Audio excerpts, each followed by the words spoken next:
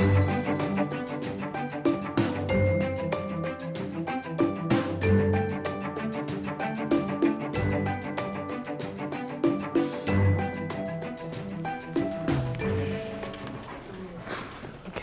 well, good morning, everybody. So, please don't forget to pick up your homework that's up here at the front. These are all problems that dealt with, well, thermodynamic property relations. You know, there are a few bounding analysis problems in there, and, you know, just one where you were, actually a couple. One was very short, which asked you to just go through a little bit of a derivation. But pretty much everybody did fine. I mean, the problems are pretty straightforward. Most everybody got the right answers. There were some unit issues. Some students weren't particularly careful in the British units at providing conversion factors so that you could equate, let's say, the left-hand side and the right-hand side of an equation. You know, like if you're trying to, say, validate one of the Maxwell relations or something like that. But nonetheless, most students did just fine. So no real comments on the homework that's been returned to you. Again, the usual reminder, your second midterm is coming up in a week from today. There's not going to be any closed book section, well, I'm sorry, it's not going to be any closed book, closed notes, closed everything section. There's just one section like the previous exam. So closed book, but you can bring a 3x5 note card with equations and diagrams only. Let me also let you know that, well, you could fill up your entire card with these various thermodynamic property relations, right? And I don't want you to do that. So let me just tell you all right away that any of the thermodynamic property relations that you would need on the midterm exam will be provided for you, at least the general form of them, you know, the partial differential equation or whatever it happens to be. So please don't bother to clutter up your diagram, your note card with this kind of information. You know, all the thermodynamic property relations you need will be provided on the exam. Anyway, of course, you want whatever other information that you need to be on your cards, but just not that. So, you know, next week we'll talk more about the midterm. Next Wednesday I'll set aside time at the end of class to, you know, answer questions. Just briefly go over what the midterm is going to be more about. So, let's just get back to where we were last time now. We're now dealing with our next topic, which is mixtures. And in fact, specifically, we're done with general mixtures, and we're now beginning to talk about specifically air-water vapor mixtures. Now, the air-water vapor mixtures that we're dealing with are atmospheric air, right? The atmospheric air is a mixture of dry air and water vapor. Recall from last time that we're treating both the air and the water vapor as ideal gases with constant specific heats. Let's also keep in mind that you know, we do have two components, and the components in this air-water vapor mixture do not necessarily behave the way you might think they would. Since we have two different components, each component behaves as if it existed alone at the partial pressure of that particular component. So that's just something we want to keep in mind that we certainly learned earlier last week or at the beginning of this week. So right now we're talking about, again, air-water vapor mixtures. There's various terms of interest to us. One of the terms of interest to us is omega, which can be called the specific humidity or absolute humidity or humidity ratio. This is just the ratio of the amount of water vapor to the amount of dry air. Let's also keep in mind that the dry air, even though we know dry air is really a mixture of oxygen, nitrogen, and a variety of other gases, we're treating it too as if it were a single component, and we're just using its average data. That is, its apparent molar mass and gas constant, its apparent specific heats, et cetera, et cetera, et cetera. So all that data for air is presented in your textbook in the various tables, like Table A1 and Table A2. So please make sure you use that air data appropriately. Do not consider air to be a multi-component mixture. Again, even though we know it is, we're just going to use its apparent data for all of our problems that we're going to solve. Okay. So nonetheless, the first thing we talked about last time was omega. We understand that in an air-water vapor mixture, the relationship between the amount of water vapor and air influences the comfort of that particular air, right? With a higher value of the humidity, the air becomes less comfortable. With a lower value, it becomes more comfortable, although that's only to a point, right? You can have dry air, but at very cold temperatures that has so little moisture in it that it hurts almost. Your nose starts to bleed just from standing there. just doing exercise in that kind of an environment. Your skin dries out and all that. So nonetheless, we do need to understand that there is a relationship between the water and the air, and eventually when we consider air conditioning processes, we'll talk about this in more detail. So nonetheless, this is the first equation that was derived. It was derived last time as equation A. I'm just going to continue with this now. And let's just rearrange this. What I'd really like to do is change this so it's explicitly in terms of PV. So let's just move the P minus PV from the right-hand side denominator to the left-hand side of the equation. Okay. Then we'll just rearrange just a little bit. So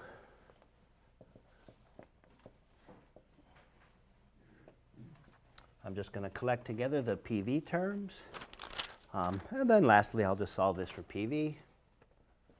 So PV is just going to equal omega times P over 0.622 plus omega. Okay, so this is another equation that is of interest to us. I'm just going to call it equation B. Again, it's really the same as equation A, but it's just been rearranged for you. Okay. Now, as we continue, let's consider that there's only so much water vapor that can be held within air. Okay? Certainly, we can add a certain amount of water vapor, but if that amount of water vapor gets too high, then it can't be held in the air and it's going to have to condense out of the air.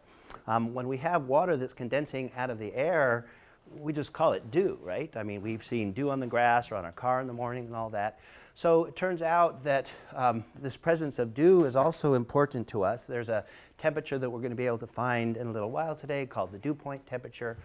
But nonetheless, let's just note that at any given temperature, air is only able to hold so much water vapor. If we try to add more water vapor, then the air is going to condense. I'm sorry, the water vapor is just going to condense out. We use the word saturated air to identify air that's holding its maximum amount of water vapor at any particular temperature.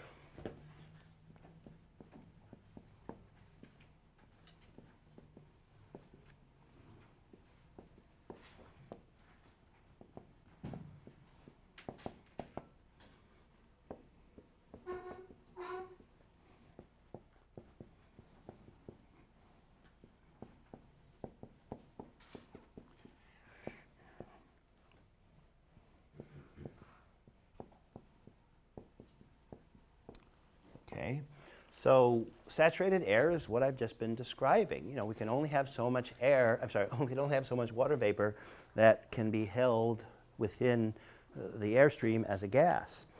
Now, what would this temperature be? Well, again, when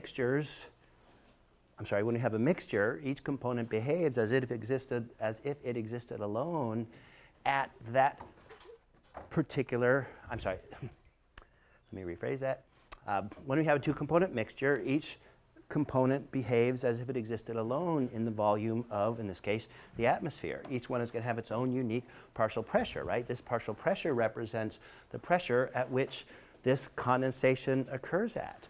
So saturated air is air that holds the maximum amount of water vapor at a given temperature. This temperature is actually related to the partial pressure, right? The partial pressure is the pressure at which the water vapor behaves at, and when we have a phase change, that phase change is going to occur at that partial pressure. So this temperature is the saturation temperature at the partial pressure of the water vapor.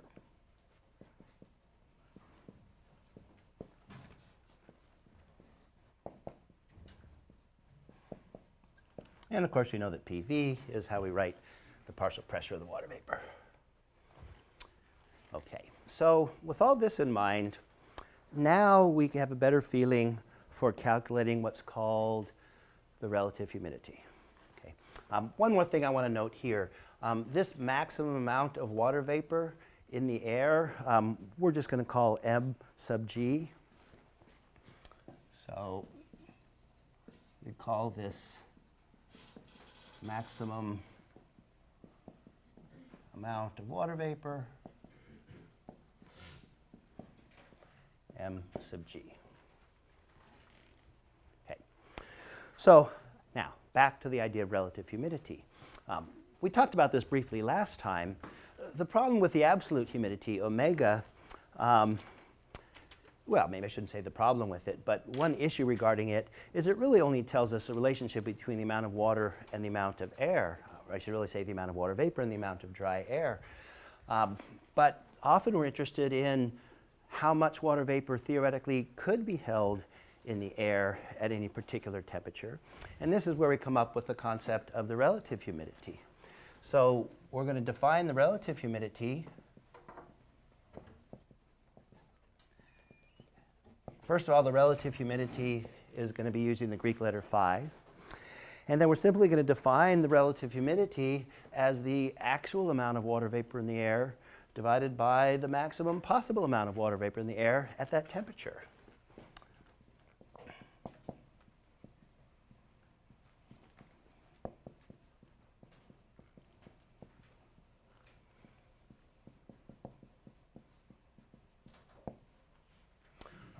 Maybe I should really say actual mass of water vapor in the air divided by the maximum possible mass of water vapor in the air at that temperature. Okay. So we know that the amount of water vapor is just m sub v, right? That's the mass of the water vapor. And we know that the maximum possible amount of water vapor at any particular temperature, based on our previous definition, is just m sub g. So now what we'd like to do is we'd like to somehow utilize equations that we already know so that we can find a mathematical expression for this, hopefully in terms of some of the other data that we've already seen, specifically in terms of omega or perhaps some of our partial pressures that we would already know. So let's just note next then, let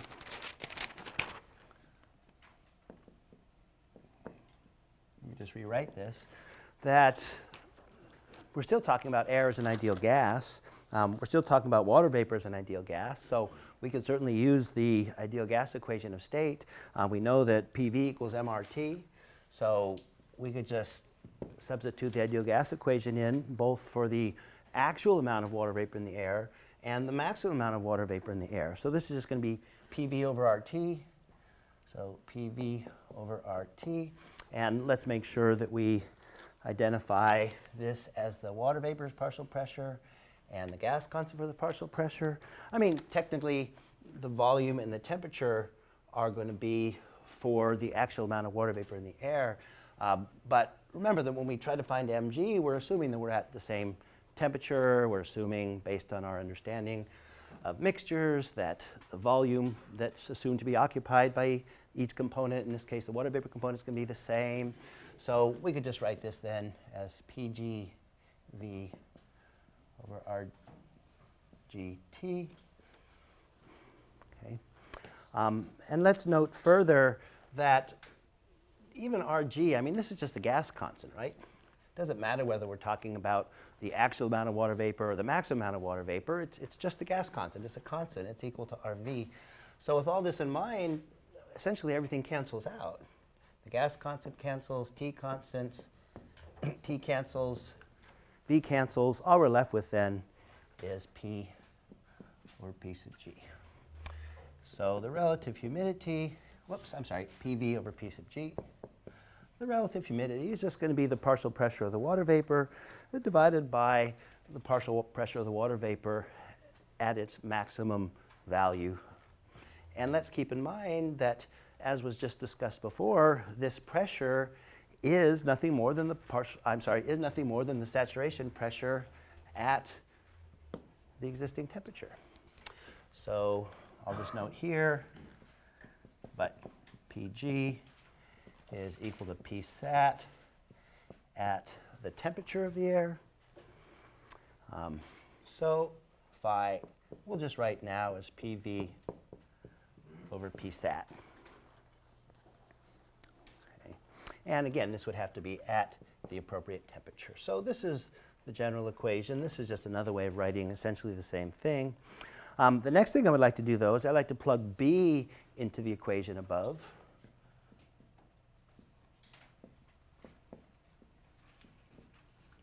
And I'm actually going to plug it in to this upper equation. So let's just plug in our numbers. We get that the relative humidity now is equal to, so equation B has been written in terms of PV. So instead of PV, I have omega times P, and then divided by 0.622 plus omega. Okay. And then this whole thing has to be divided by the saturation pressure at that temperature. I'll just leave it as PG, and this is really consistent with the notation in your textbook. And then this just has to be rearranged a little bit. So omega times P, and then over 0.622 plus omega times PV. So this equation I'm going to call equation C. And this is a good relationship between the absolute humidity and the relative humidity. Sometimes we rearrange this equation to express it in terms of omega, and I'm not going to go through all the steps here, but if we do so, we get 0.622 times the relative humidity times the saturation pressure at that particular temperature, and then divided by P minus the relative humidity times that same saturation pressure. So this is another way of writing equation C. Yes? For equation C, shouldn't it be PG, not PV?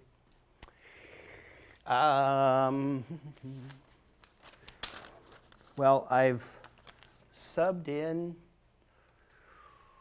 you're talking about here? Yes. I've substituted in, oh wait, did I miss something? Yeah, this should be PG. Yeah, I've just made a typo as I've gone from one step to the next. So you're right, sorry about that. Right, so this is PG. The PG should stay in the denominator, and I just wrote it wrong. So please correct your notes. And yeah, then these are PGs here as shown. Okay. Well, I will certainly give you an example problem here shortly, but we're not quite there yet. So a couple of things to note now. If we happen to have dry air,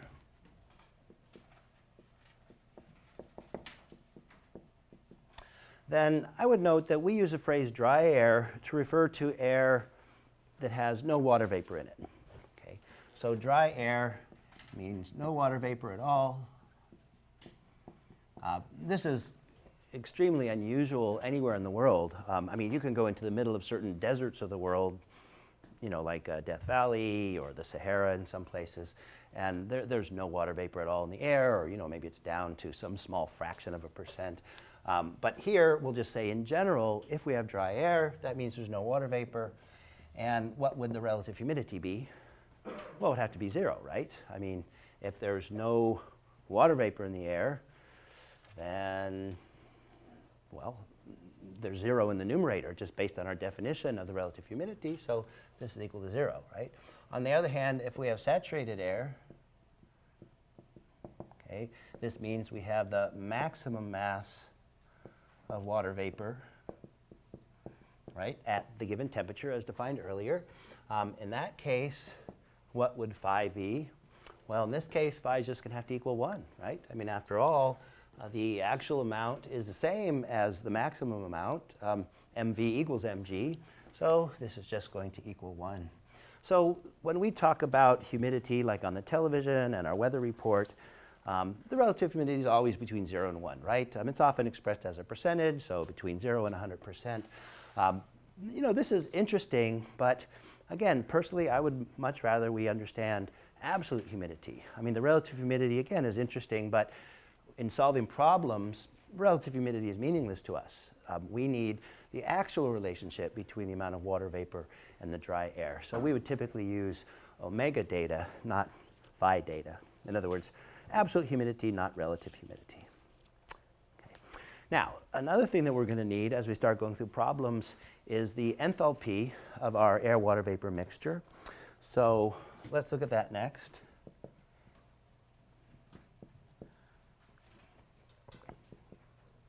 So if we look at the enthalpy of the mixture, now should I use the word mixture or should I just call it atmospheric air?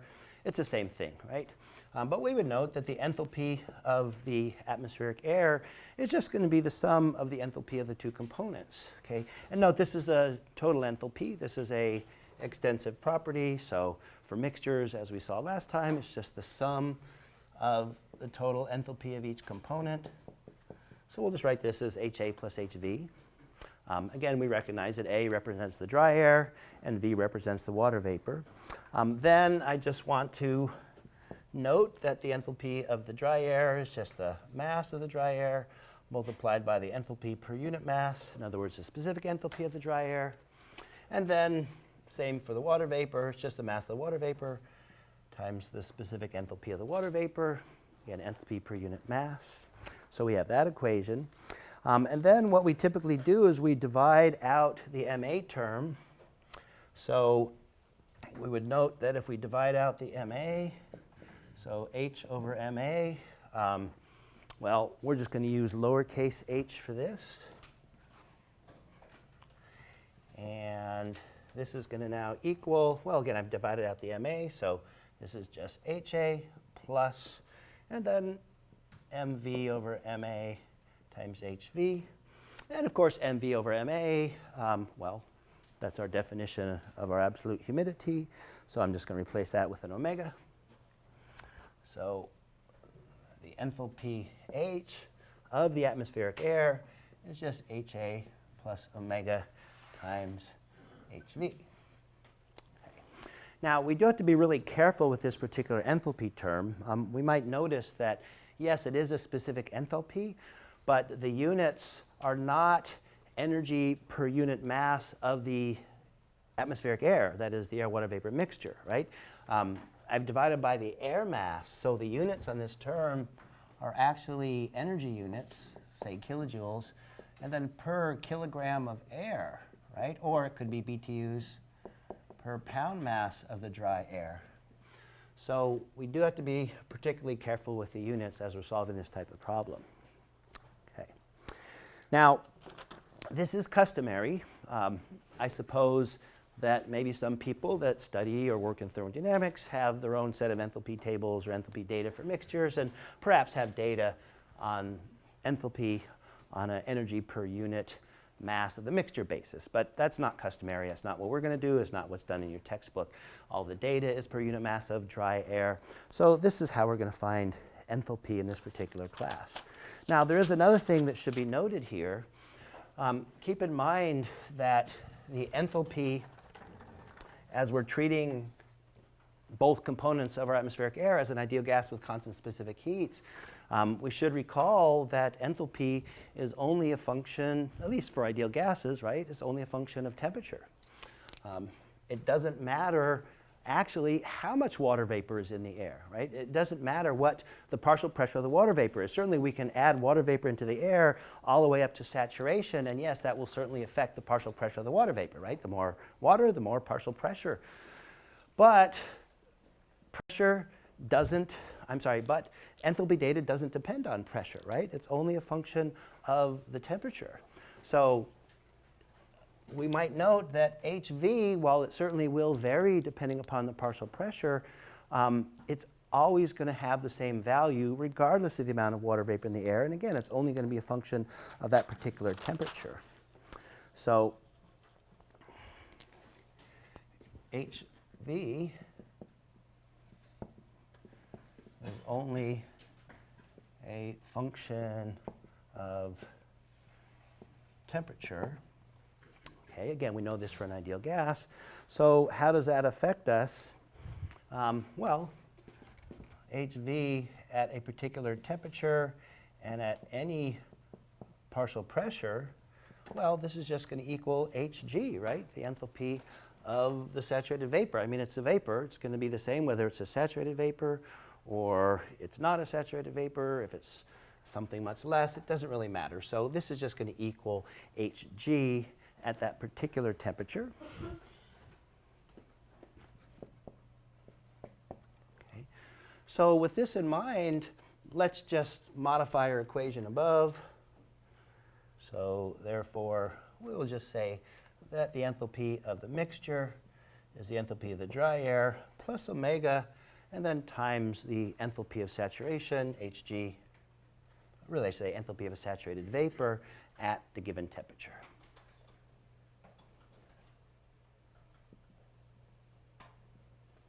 Okay, so this is the equation that we're going to use as we find our enthalpy data. Now, we would be able to find all of our enthalpy data in the tables. In fact, maybe I shouldn't say we would. We can find all of our enthalpy data in the tables, but we're going to have to be really careful the way we use the tables. And here's our little bit of a problem. Okay? If we look into our thermodynamic property tables, the reference state for water vapor is not the same as a reference state for the dry air. You may recall way back in ME 301, hopefully whoever you had for 301 discussed this, but if you're using data, like enthalpy data in one equation for more than one component, you need to make sure that the reference frame, the reference state, if you will, for that enthalpy data is the same for each of those components. It's not the same in our book. Okay? If we look into table, well, we're talking about water vapor here, so if we look into the table, let's say A4 or A5, like that, those are water data, and that has a value of H equals 0 for a saturated liquid at 0 degrees Celsius.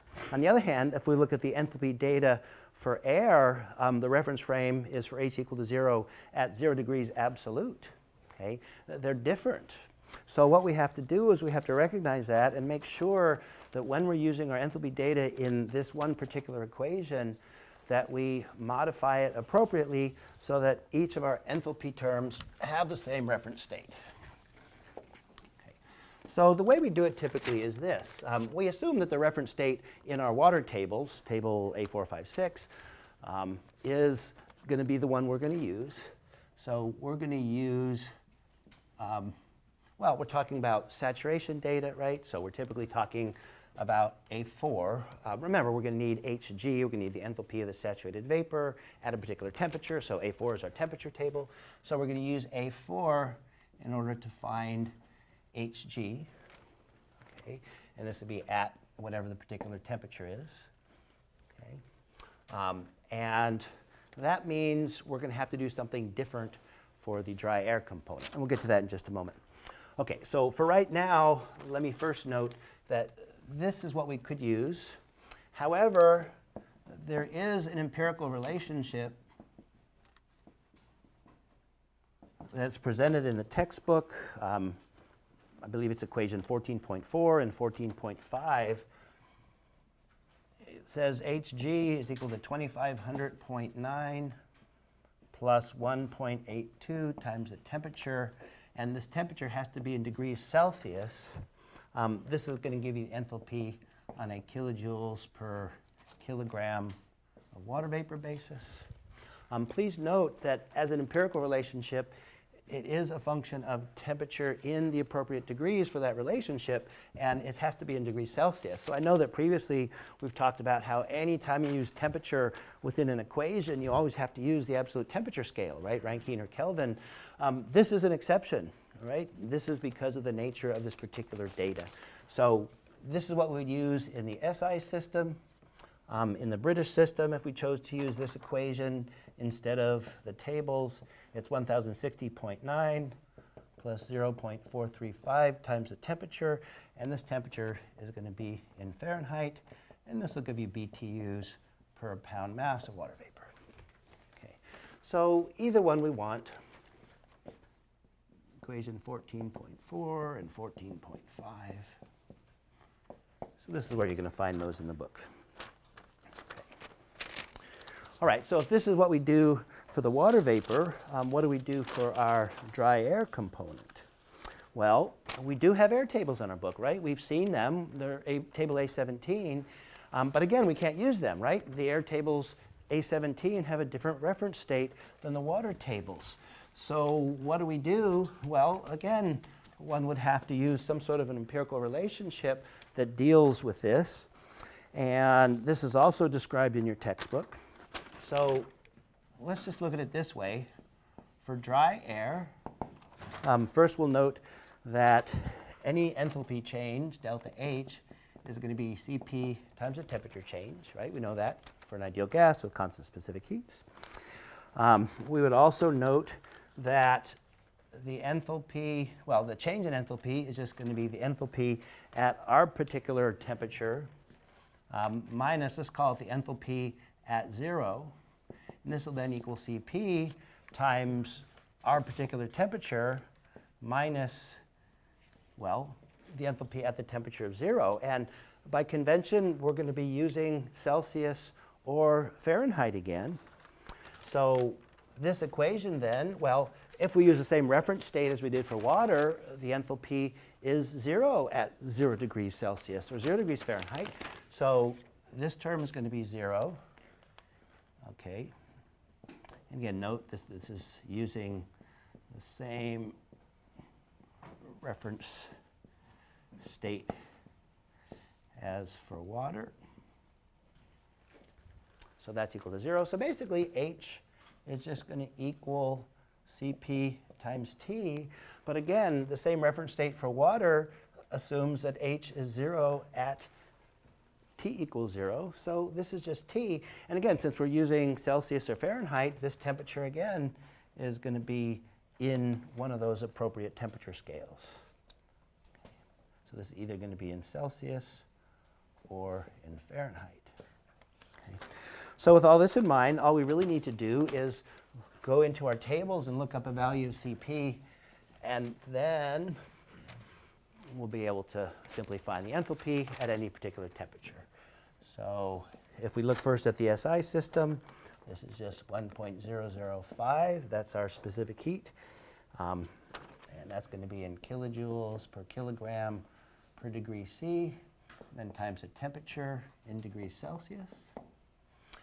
And then in the British system, Cp is 0.24. So that's going to be BTUs per pound mass degree F, and then times the temperature in Fahrenheit. And that's going to give you the enthalpy.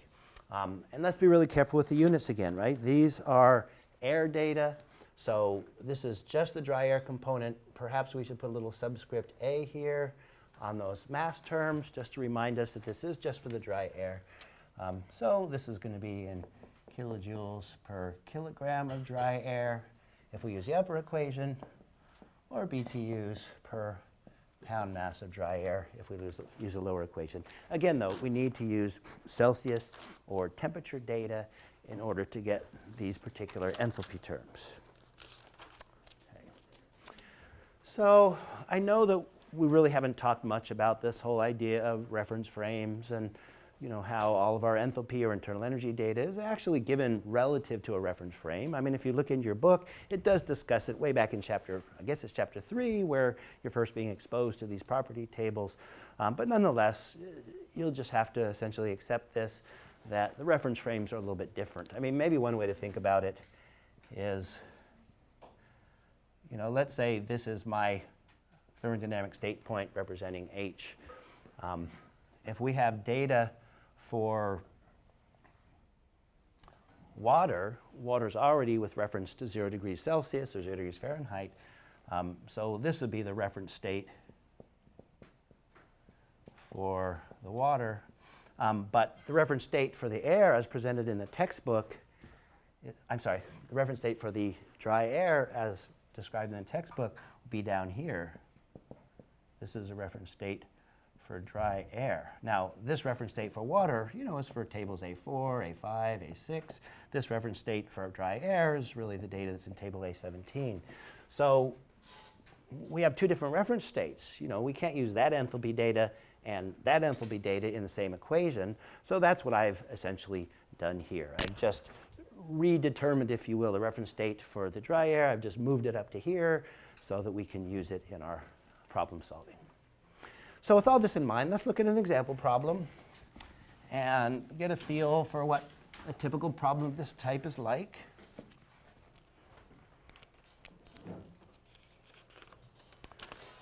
So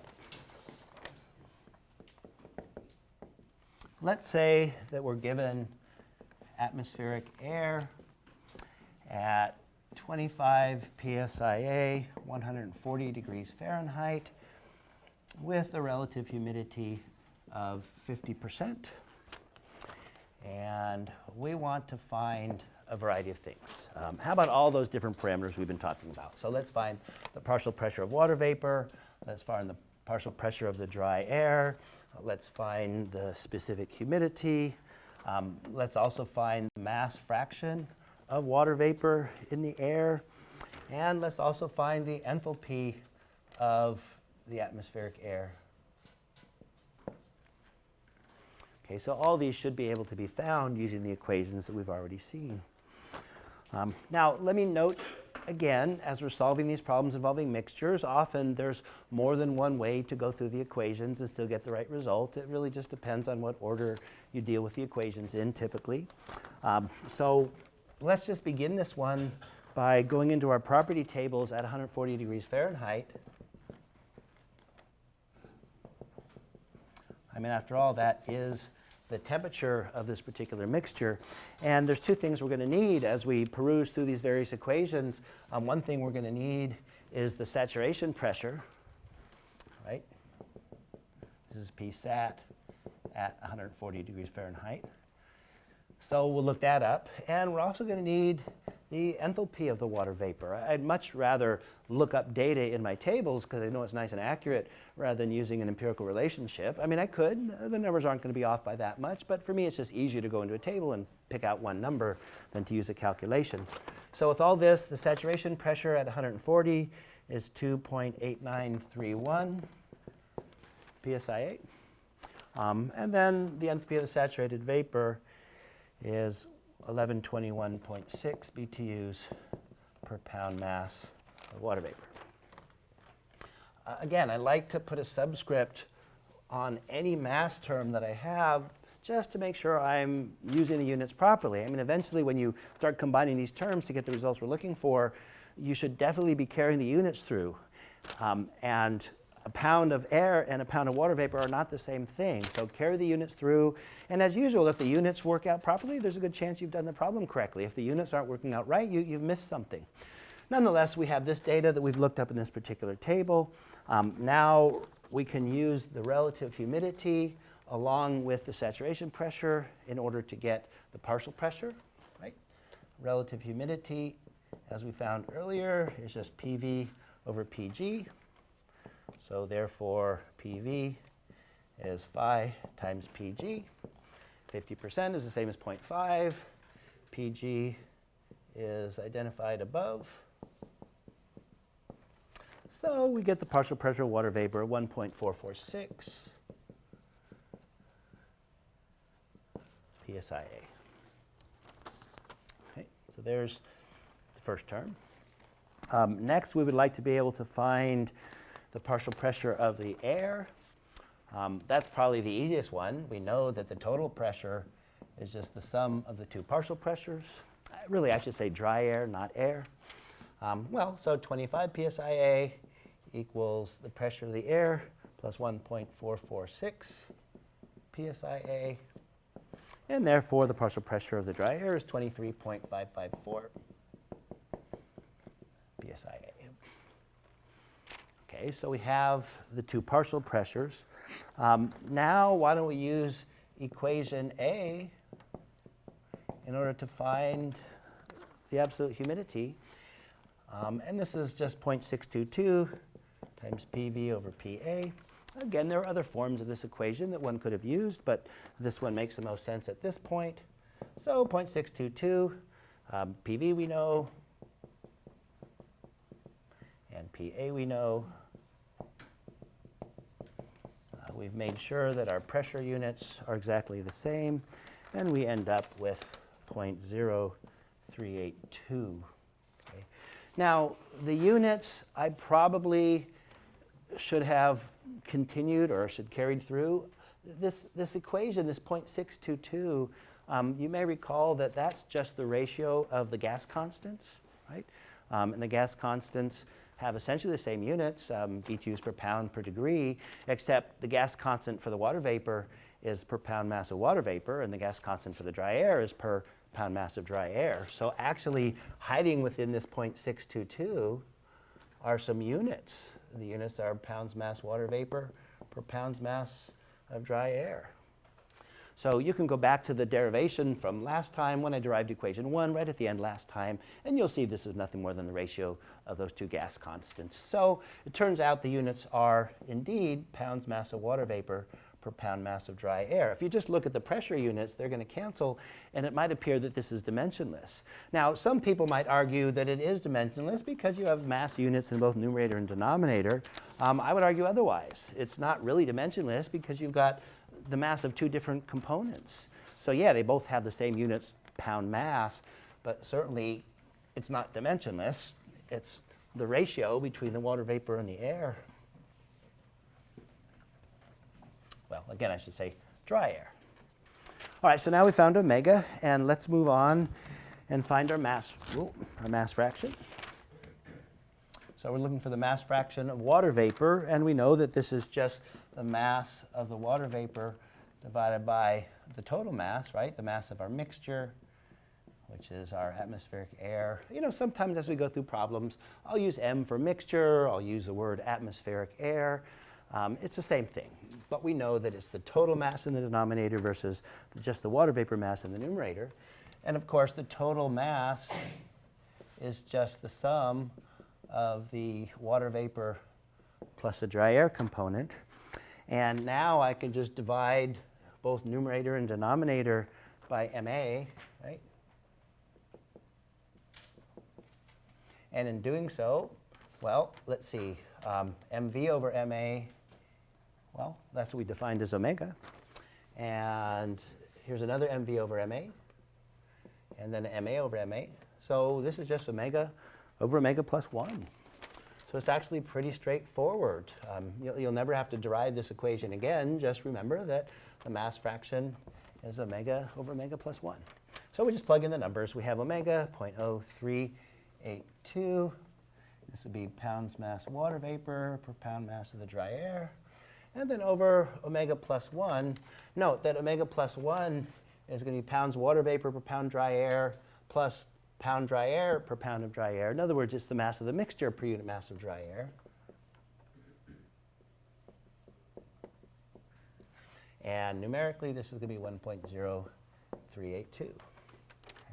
So nonetheless, the air masses cancel, and we get the mass fraction, which is water vapor per unit mass of mixture, which is the right units. And mathematically, this just becomes 0.0368 pounds mass water vapor per pound mass of the air-water vapor mixture. So there's the mass fraction term. And then the next thing we want to do is find our enthalpy. Now remember again, we're not just going to take the enthalpy of the air and the water vapor and somehow add them together. We have to use the appropriate equation from earlier. So we already have looked up Hg, so we don't need that anymore. Let's find HA, and again, we're going to have to use the appropriate equation, which is just Cp times the temperature in Fahrenheit, since this problem is in the British system of units. So 0.240, and this is going to be BTUs per pound mass of the dry air, and then multiplied by the temperature. And in this particular case, the temperature is given as 140 Fahrenheit, so just 140 Fahrenheit. So temperature units cancel, and we go through our math, and we get 33.6 BTUs per pound mass of dry air. Okay. So there's the data for the dry air component. And then the last step is to use the equation that tells us that the enthalpy is just the enthalpy of the dry air plus omega times the enthalpy of the water vapor. And of course, the water vapor we've now come to call just Hg. So plug in the numbers, 33.6. And let me just continue with the units. So this is BTUs per pound mass of dry air plus, and then the omega term, 0.0382. Pounds water vapor per pound mass of dry air, and then times Hg for the water, which is 1121.6. This is BTUs per pound mass of just the water vapor, right? So you can see the water vapor masses cancel, and we just get one result here, 76.5 BTUs per pound mass of dry air. Again, this is for the mixture, which is atmospheric air, but it is on a per unit mass of dry air basis. That might not sound so important right now, but it is important. Keep in mind that this material here in Chapter 14 is really just a prelude to the air conditioning problems that appear later on in Chapter 14. Okay? When we solve air conditioning problems, guess what? Back to the first law of thermodynamics again, right? We're going to need enthalpy data because in air conditioning systems, these are flow systems, right? We've got air flowing through heat exchangers, we've got air flowing through devices that will add moisture or remove moisture from the air. We need to keep that in mind, that we're not just doing this, again, because it's fun, of course, which it is, but we're doing it so that we can solve future problems in air conditioning. First law problems involving steady flow systems. All right, so any questions just in general about this? Remember again, this is just the data that we're going to end up using in some future problems. Yes? So the derivation where you use change in enthalpy versus specific heat only applies to dry air, so it would be Yes, yes, this is just for the dry air. Oh, in fact, I think that's a good point, that I probably should have put HA here and HA here, just so that it's really specific to us that this deals with just the dry air component. So, yeah, if you would all, again, go back in your notes by a page or so and just make the note there that that represents the dry air. And also something similar when you're using the reference date. Mm-hmm. So from table A17, it would give us HA, but at table A45, it would give us HV. Correct, right. This is for water and this is for the dry air. So, yeah. And again, this is just to illustrate how they have different reference frames so that, we can't use this data. Essentially, by using this equation, we've subtracted off this amount so that we're really just left with this amount so that our reference frames are the same. Yeah, but I mean the subscripts will be different depending on the table. Correct. But let's just note, we're never going to use table A17. I mean, in these types of problems, I bring this up just to specifically note that we can't use table A17 because of the different reference states. So never use table A17, right? Never used. It just doesn't have the right datum. Datum meaning reference state. So this is what we use, these equations, right?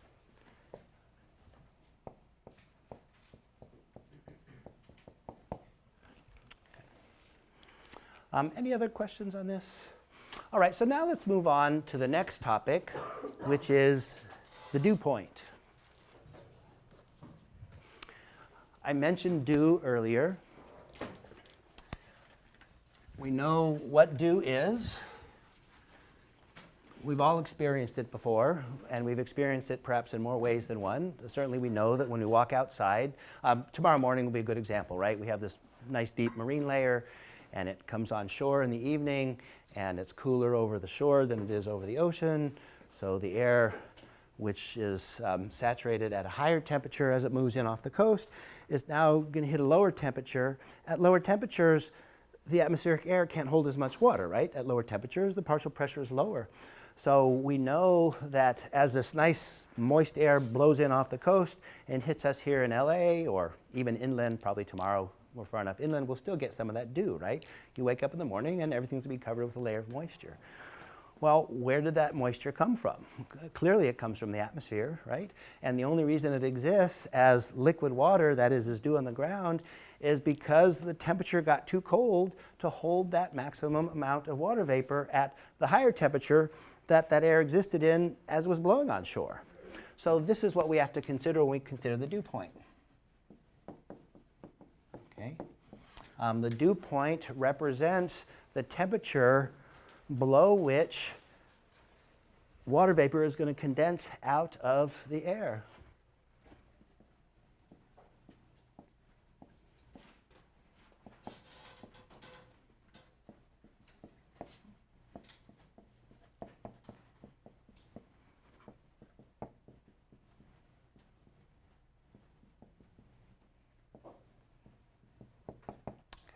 And in fact, this is essentially opposite of what we were just talking about earlier today. Earlier I had said that as you raise the temperature, you can get more water vapor into the air because this partial pressure is going up.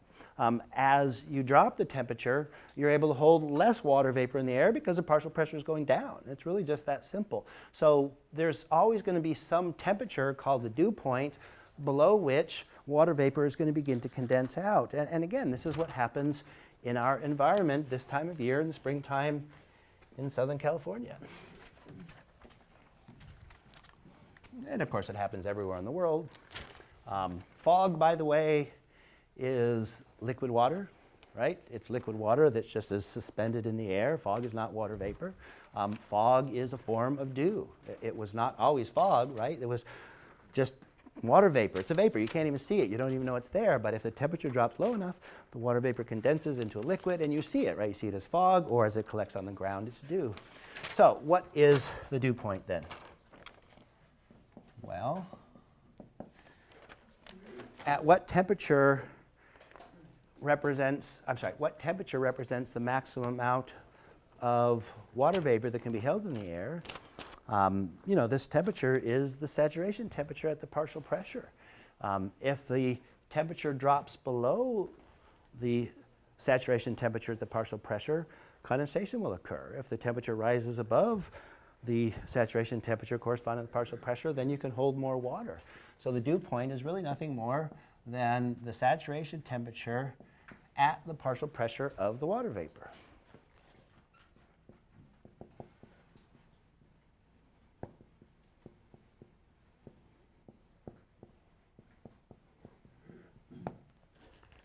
Okay.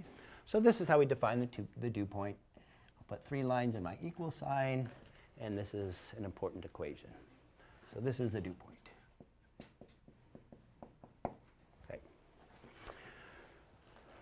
So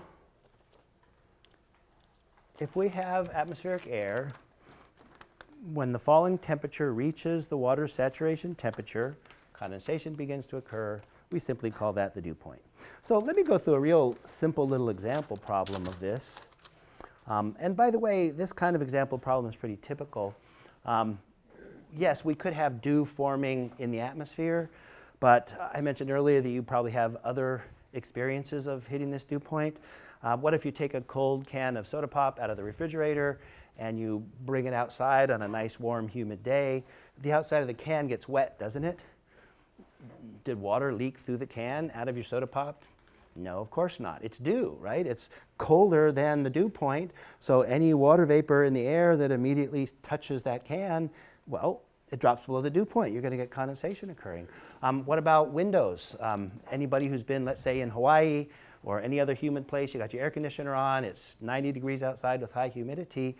You turn your air conditioner on the inside of the car, those windows get cold, and then you have dew forming on the outside of the windows. A lot of people from this part of the world never consider that fogging up on their windshield is actually on the outside, not on the inside, right? Here in Southern California, it would likely be on the inside. We'd have a cold evening.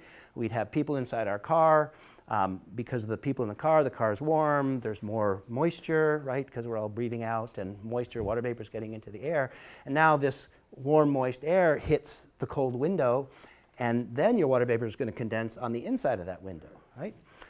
So if you're in a humid area and you can't see through the windshield, just turn your windshield wipers on. Otherwise, turn your defroster on, right?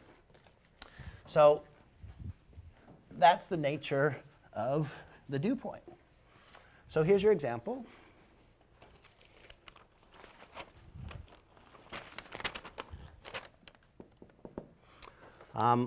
Let's say that we have a house, and the house contains air at a particular temperature. So let's say it's at 25 degrees Celsius with a 65% relative humidity. Okay. And here we'll ask, will any moisture condense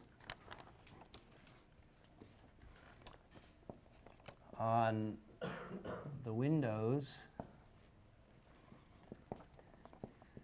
if the window temperature is at 10 degrees Celsius. Okay. So in other words, we have a cold day outside. On the inside, we're keeping it nice and warm, 25 degrees C. There's a decent amount of humidity in the air. Relative humidity is 35%. But now we're on a cold day, right? The windows are cold. You touch the windows on a cold day and they're cold. In fact, sometimes there's moisture that's condensed on the inside of your windows on a nice cold day when you've got the heater going on in your house, right? Well, the windows have allowed the air to hit the dew point. So the question is, will any water vapor condense on, really it'd be the inside of these windows? And how do we figure that out? Well, all we have to do is find the saturation pressure at the partial pressure of the water vapor. And that is going to be a function of the temperature. So first, what is PV? Well, from one of the equations presented earlier, this is just a relative humidity times PG at the given temperature, which is 25 degrees Celsius. So the relative humidity is 0.65. The saturation pressure at the given 25 degrees Celsius, and this is just going to come from table A4, is going to be 3.1698 psia. So therefore, the partial pressure of the water vapor is 2.06. So now we find the saturation temperature at PV equals 2.06. So here we now have to use the other table, right, table A5. We go into our pressure table.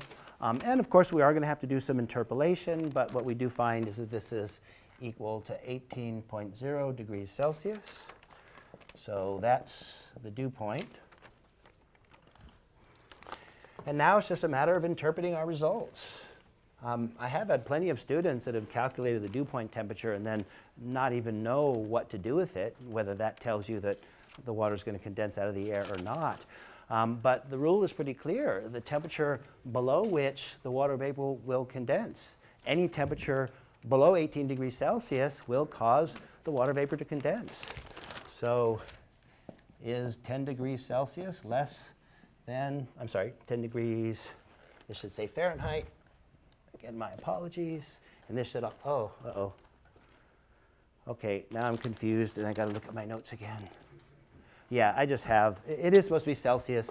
This is kilopascals, not PSIA. So, yeah, that was right. 18 degrees Celsius. This is in kilopascals. Sorry about that. Nonetheless, is 10 degrees Celsius less than 18 degrees Celsius? The answer is yes, and therefore the temperature is below the dew point, and therefore condensation.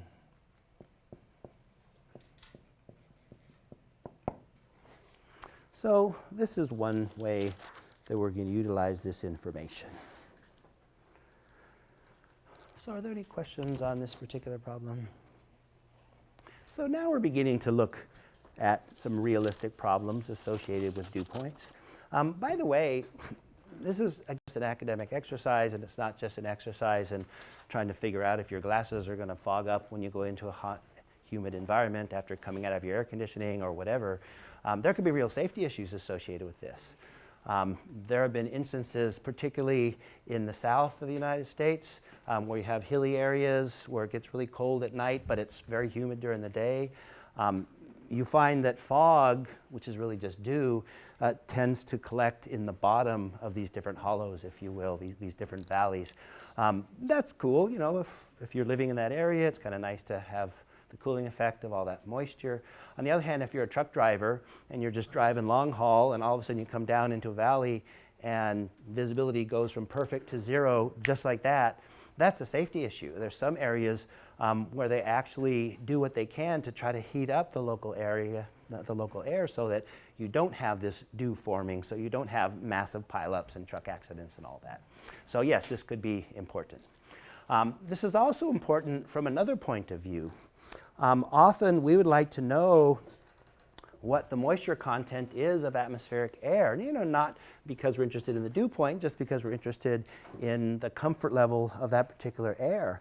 How can we determine the moisture content in some sort of atmospheric air? Well, you can utilize the dew point. What if you were to just take a sample of that atmospheric air and then run it through some sort of a cooling device, some sort of a heat exchanger, and then just continually monitor the temperature? When you notice that the water vapor is beginning to condense, read off the temperature. That's your dew point. And you can actually work backwards from the dew point, similar to what we've done in this example problem. You can work backwards to the dew point and actually find the amount of water vapor in that air. So that might be of some interest to you for some particular process or for whatever reason you want. So certainly we could use the dew point for more than just, an interesting academic exercise. There's safety issues, there's issues associated with comfort. That's part of being an engineer. What are your applications for what you're learning? Anyway, so I'm not going to get into any more today, so that's all. Next time we're going to continue with this discussion of air-water vapor mixtures. I've got some other sample problems to do for you. We've got some other processes to be considering, but that'll be next week. So have a nice weekend, everybody. Is there a question? Yes, under the definition for dew point. Yes. What does it say, condense at? Condense out of the air. Yeah, the temperature below which water vapor will condense out of the air.